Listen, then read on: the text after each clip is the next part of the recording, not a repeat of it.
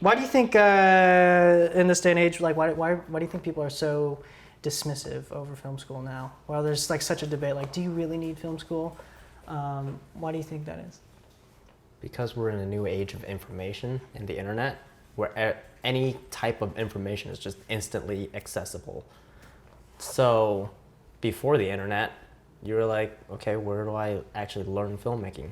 There's a school for it, so why don't I just go to that school and they'll teach me what I need to know about filmmaking. That's how I learn. But now, you're wondering, especially here in America and United States, it's hard to go to secondary school or get higher education just because everything is working against you and everyone wants to go, and the government doesn't exactly support that decision anymore, which is a whole other topic. But why would you go through all that trouble to pay to go to film school when you can just get that knowledge elsewhere? And that's where I think the debate comes in, because is it worth it to pay for that film school for just the networking stuff, or do you want to roll the dice and learn all that information yourself and see if you can make it that way, which is perfectly fine. Either way works. It's just up to you. It's up to you. So last one, what do you start in making that decision? Like, what do you say to someone who's like rolling the dice on whether or not to go? Because like on both ends of the spectrum, I've met people that have come hot out of film school, doing big things now, but also I know people that have come out of film school not quite like that, sometimes struggle to find work. Yeah. Other end of the spectrum, I know people that have not gone to film school and they're doing really well for themselves. They do good work, and also vice versa. Do they do good work or do they get good work?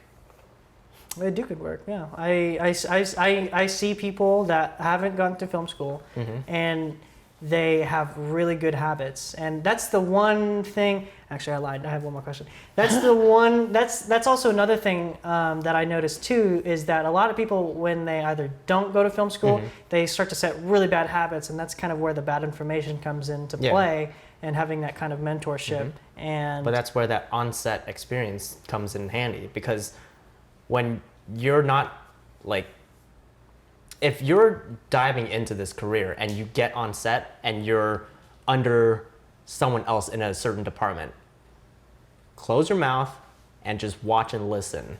That's how you learn. If you have certain questions, save them for after, or if you find a moment to ask your... They obviously know what they're doing because they're in that position. So exactly. Just most of the time. But most of the time. That's also a good point. Yeah. That's also a good point. But like if you're on a set where everyone is your senior, then you should probably just listen and see how they do things. And things are done for a reason, even learning if you by don't watching. Yeah, exactly. And sometimes you don't see why they do it at the moment, not until after that you realize, oh wait, that's why they do it that way, So in terms of like the quality of instruction, do you find since there are so many different kind of film programs out there, how much of a variance do you see in the quality of instruction from the different programs? So the program itself is just a program. It's the people inside of it that make that program what it is. So look into who those people are. And that's how you can kind of gather, okay, what kind of information are they giving, or what kind of experience do they bring to the table, Cool. And then now last one. What do you say to someone that's kind of rolling the dice on film school? What would you say to them directly? Damn. Huh. Kind of summing up this whole thing, like what do you tell them? I feel like the reoccurring theme here is I keep saying it depends on you. So it's like playing a game of 20 questions. List out the list of questions. Why do you want to do this?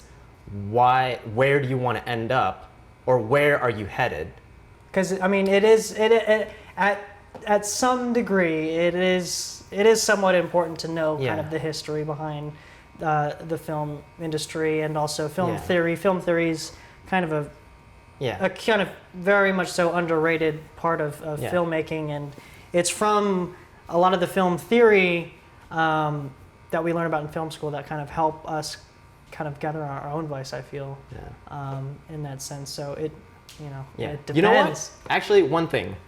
If you're not already involved in your film community in whatever town you live in, then do it right now and decide whether or not if it's worth it to go to film school for networking, because you have to pay to go to film school, but you don't have to pay to be involved in the community. Like the Las Vegas 48, there's an entry fee, but they're like free mixers to just go and hang out and talk to other filmmakers and see. So that's networking right there, and you didn't have to pay for it. So there you go, and just start doing whatever it is you want to do. And if you don't know what you want to do, just start trying out different departments. Experiment. Yeah, exactly. If you don't know if you want to write, try writing a script. You know, if you don't know how to shoot, but you want to start shooting, use your phone. You know? Shoot something. Yeah, shoot something. Just go out with a couple of friends and start shooting stuff.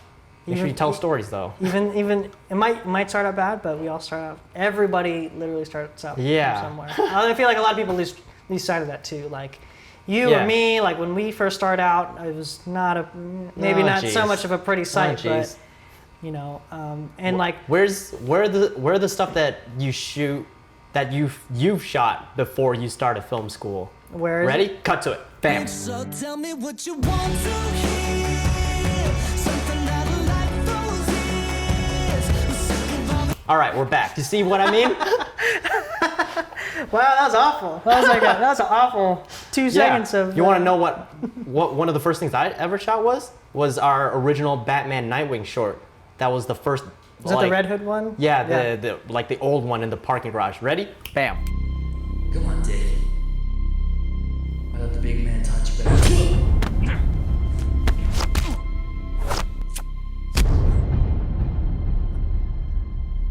Bam. Dude, that was fucking terrible. But that was the first thing we ever did, and we were just really passionate about it. So I guess that's what people saw in us when they watched the video, and that's what launched our YouTube careers, I guess. Yeah, and that's not something to lose sight of too. Is that passion? Like, even though you literally just picked up a camera for the first time, you guys were still very passionate about that kind of that space. And even though it might not have been great technically, you guys were still pretty passionate about it. And I guess at the end of the day, that's mostly what matters. And as long as you do that, your work will get better. Like, yes. It just takes time. Also, one quick note, YouTube is just a platform.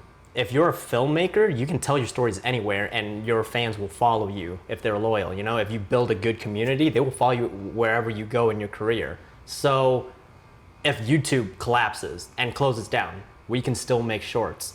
If you're a YouTube creator and you're just creating content just for YouTube and kind of pigeonholing yourself into that demographic, then what happens if YouTube goes out, you know? That's another thing Waldman taught us too, is like, don't put your eggs in one basket. Yeah, exactly. So if you teach yourself the basics and have a good foundation, just filmmaking, if that's what you want to do in your career, then you can go anywhere and do that, you know? Also, Facebook videos becoming a big thing. Live, anything live? Yeah. Whew, boy. Live stream is on the come up. Yep. On the come up. Ready? We're live streaming right now. We should have just live streamed this. Dang it! All right.